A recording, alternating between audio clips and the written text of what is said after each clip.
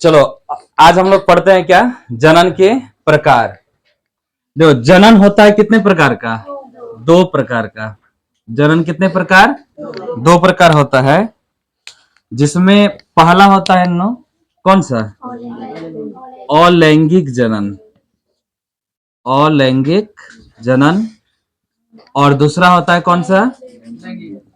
लैंगिक जनन। ठीक नहीं तो यो नहीं, लैंगिक जनन। देखो, जनन ये दो प्रकार का, पहला कौन सा? अलैंगिक जनन। और दूसरा कौन सा? लैंगिक जनन। मान लो यदि कोई आपसे पूछे कि अलैंगिक जनन किसे कहते हैं, कौन सा अलैंगिक जनन किसे कहते हैं, पहले समझ लो। ठीक ना? देखो, जनन की वैसी प्रक्रिया, जनन की वैसी प्रक्रिया जिसमें एक जीव भाग लेकर नए जीव की उत्पत्ति करते हैं। ठीक ना? क्या बोले बोलो तो? जनन की वैसी प्रक्रिया जिसमें एक जीव भाग लेकर नए जीव की उत्पत्ति करते हैं, उसे क्या कहते हैं? अलैंगिक जनन। ठीक ना? या बोल सकते हो कि जनन की वैसी प्रक्रिया जिसमें जीवों का एक व्यष्टि भाग लेता है।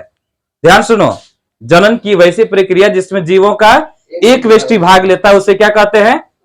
अलैंगिक जनन। मतलब देखो, इसमें नर और मादा अलग अलग नहीं लेगा, हम पहले भी बताए थे ना। मतलब इसमें एक ही जीव रहेगा और उसी एक जीव से क्या होगा बोलो? अपने समान वो दूसरे की क्या कर देता है बोलो? उत्पत्ति कर देता है। कैसे करता है बताए थे उस दिन, जैसे अमीबा था, है ना? तो अमीबा खुद मतलब कि टूट करके जो कि वो दो दो से चार हो जाता है कि नहीं हो जाता है? ठीक ना? तो वही अलैंगिक जनन है। तो अलैंगिक जनन का परिभाषा याद हुआ सबको? हो गया ना? किसे कहता है लैंगिक जनन? बोलो। जनन की वैसी प्रक्रिया जिसमें एक जीव भाग लेकर नए जीव की क्या करते हैं? उत्पत्ति करते हैं या निर्माण करते हैं, उसे क्या कहते हैं? अलैंगिक जनन। तो अलैंगिक जनन का हम लिख सकते हैं यहां पर, चलो यहां परिभाषा हम लिख देते हैं कि जनन की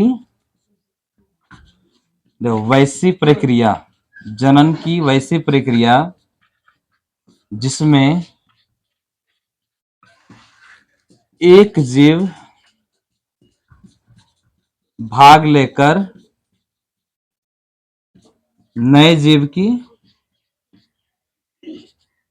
और देखो, जनन की वैसी प्रक्रिया जिसमें एक जीव भाग लेकर अपने जैसे, यहां पर लिख दो अपने जैसे,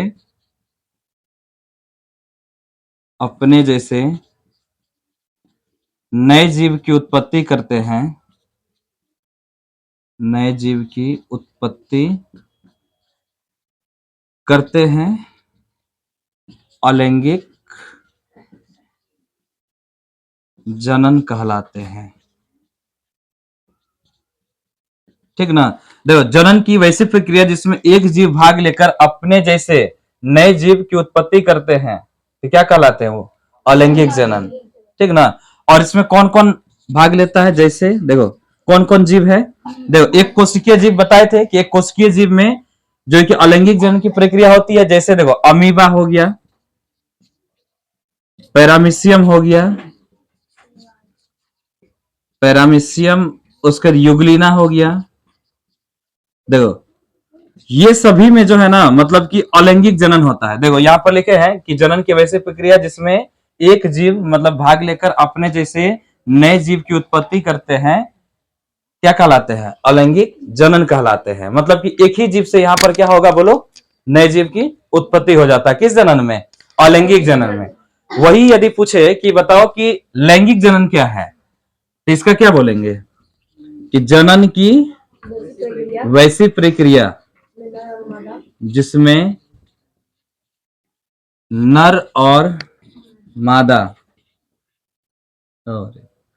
जनन की वैसी प्रक्रिया जिसमें नर और मादा भाग लेकर नए जीव की उत्पत्ति करते हैं। देखो, जनन की वैसी प्रक्रिया जिसमें नर और मादा भाग लेकर नए जीव की उत्पत्ति करते हैं, क्या कहलाएगा? लैंगिक जनन कहलाता है। तो कोई दिक्कत नहीं। जनन की वैसी प्रक्रिया छूट गया, जनन की वैसी प्रक्रिया जिसमें नर और मादा भाग लेकर नए जीव की उत्पत्ति करते हैं, लैंगिक जनन कहलाते हैं। ठीक ना। तो देखो इसमें क्या है, लैंगिक जनन क्या है कि इसमें ठीक ना दोनों मतलब कि जब मिलेगा तभी मतलब क्या होगा, लैंगिक जनन होगा। बात समझा। लैंगिक जनन का क्या होगा बोलो, कि जनन की वैसी प्रक्रिया जिसमें नर और मादा भाग लेकर नए जीव की उत्पत्ति करते हैं। ठीक ना। लेकिन अलैंगिक जनन में क्या नर और मादा भाग लेते हैं, नहीं, उसमें एक ही जीव है और वही एक जीव क्या करता है बोलो, दूसरे जीव की उत्पत्ति कर देता है। ठीक ना। एक जीव से ही दूसरे जीव की उत्पत्ति हो जाता है, किसमें, अलैंगिक जनन में। लेकिन लैंगिक जनन में क्या होता है, नर और मादा जो कि भाग लेकर तब वो नए जीव की उत्पत्ति करता है, मतलब नर और मादा भाग लेगा तब नया जीव बनेगा। ठीक, इसलिए इसको क्या कहेंगे, लैंगिक जनन कहेंगे। जिसमें नर और मादा भाग लेकर नए जीव की उत्पत्ति करेंगे तो उसको कौन सा कहेंगे, कौन जनन कहेंगे, लैंगिक जनन। ये समझ में आया है ना। और जैसे लैंगिक जनन का उदाहरण देखो, उदाहरण में क्या आएगा, जैसे सबसे पहला उदाहरण क्या होना चाहिए, तुम ही लोग बताओ।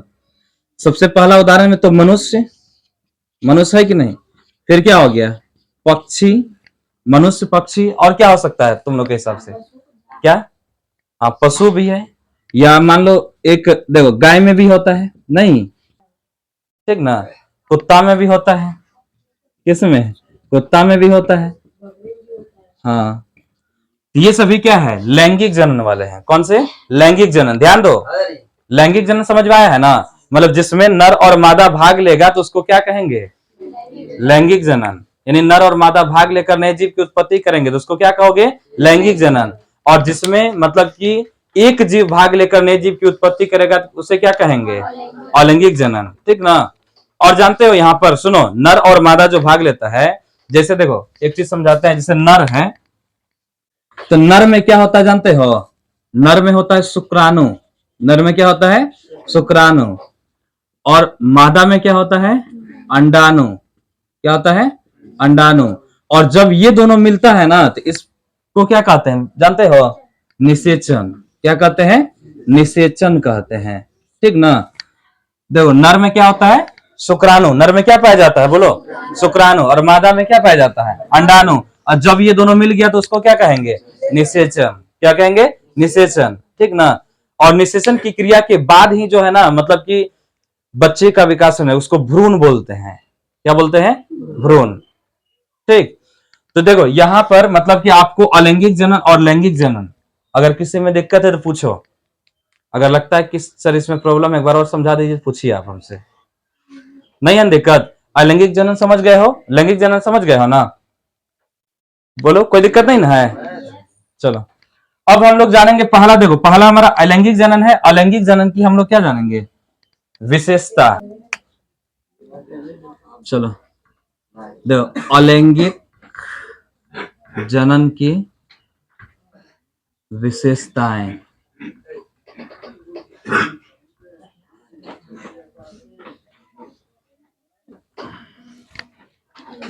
चलो हम लोग अब जानते हैं अलैंगिक जनन की विशेषताएं। अच्छा सबसे पहले विशेषता क्या हो सकता है अलैंगिक जनन का, क्या इसमें बताओ शुक्राणु भाग लेता है, नहीं, तो पहला क्या लिख सकते हैं, इसमें शुक्राणु भाग नहीं लेता है। देखो इसमें शुक्राणु भाग नहीं लेता है। और दूसरा क्या लिख सकते हैं बोलो, इसमें अंडाणु भाग नहीं लेता है। क्या अंडाणु भाग लेगा, नहीं। उसके बाद क्या इसमें निषेचन की क्रिया होती है, तो लिखेंगे इसमें निषेचन की क्रिया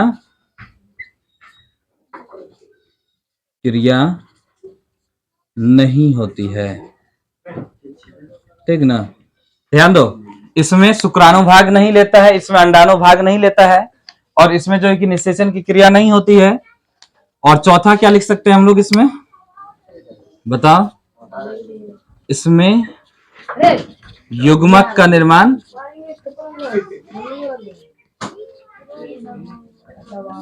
देखो इसमें युग्मक का निर्माण नहीं होता है, बताते हैं। ये देखो इसमें युग्मक का निर्माण नहीं होता है। और क्या लिख सकते हैं तुम लोग के हिसाब से, जल्दी बताओ।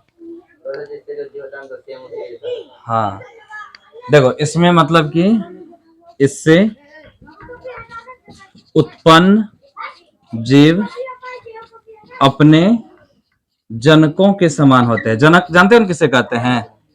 इसमें उत्पन्न जीव अपने जनकों के समान होते हैं। उसके बाद छठा क्या लिख सकते हैं बताओ? इसमें उत्पन्न जीव अपने जनकों के समान होगा। और इसमें देखो एक चीज और, इसमें समसूत्री विभाजन और असमसूत्री विभाजन होता है। देखो इसमें कैसा विभाजन होता है? समसूत्री और असमसूत्री। मतलब कि देखो जैसे देखे होगे अमीबा जो कि टूट कर अपने ही समान मतलब जीव की उत्पत्ति करते हैं ना, तो हो गया समसूत्री। असमसूत्री का मतलब हो गया जो मतलब एक जीव से निकलता तो उसी से ही है, ठीक ना, लेकिन वो दूसरे तरह होता है, तो उसको बोलते हैं क्या? असमसूत्री। तो वही है। तो देखो यहाँ इसमें समसूत्री विभाजन और असमसूत्री विभाजन होता है। उसके बाद सातवां हम लोग क्या लिख सकते हैं? और कुछ लिख सकते हैं क्या बताओ? यह किसमें होता है? यह सरल जीव। देखो यह किसमें होता है? यह सरल जीव एवं पौधों में होता है। यह सरल जीव और किसमें होता है? पौधों में होता है, ठीक ना। तो देखो ये 7 मतलब हम लोग विशेषता लिखे। पहला विशेषता याद करो, पहला क्या है बोलो? इसमें शुक्राणु भाग नहीं लेता है। दूसरा क्या है? इसमें अंडाणु भाग नहीं लेता है। और तीसरा क्या? इसमें निषेचन की क्रिया नहीं होता है। और उसके बाद क्या? इसमें युग्मक का निर्माण नहीं होता है। और इसमें उत्पन्न जीव अपने जनकों के क्या होते हैं? समान होते हैं। इसमें समसूत्री विभाजन और कैसा विभाजन होता है? असमसूत्री विभाजन होता है। और यह सरल जीव एवं किसमें होता है? पौधों में होता है। तो ये हो गया अलैंगिक जनन की विशेषताएं। किसकी विशेषताएं? अलैंगिक जनन। अलैंगिक जनन का विशेषता सबको याद हो गया, लिख लो।